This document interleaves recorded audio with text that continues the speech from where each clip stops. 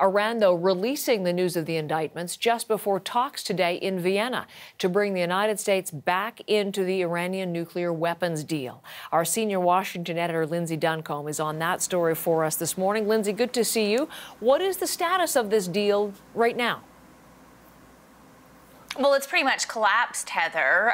The Iranians are enriching uranium at levels that exceed what was agreed to in the 2015 agreement, even though they say they're not doing it for weapons and that it's not happening. Back in 2015, the Obama administration negotiated with Iran this agreement that would see the uranium enrichment curtailed in return for having those crippling American sanctions reduced, taken away from Iran. But under Donald Trump, the sanctions came back. The Europeans tried to keep the deal going, but with those sanctions in place, European countries could not do business with Iran, and now we're in the situation we're in right now, which means that the United States is saying that the sanctions won't go away until Iran stops enriching uranium, and Iran is saying they won't stop enriching uranium until the sanctions go away. How challenging is it going to be then for the United States and Iran to find a way forward in this? It's going to be difficult because they're not even sitting in the same room together, Heather. Instead, what's happening is that classic shuttle diplomacy in Vienna, where representatives from other countries will take messages back and forth from one country to the other.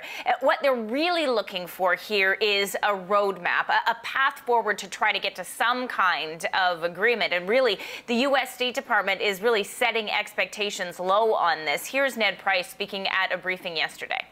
We don't underestimate the scale of the challenges ahead. These are early days. We don't anticipate an early or immediate breakthrough, as these discussions we fully expect will be difficult. But we do believe that these discussions with our partners, and in turn our partners with Iran, is a healthy step forward.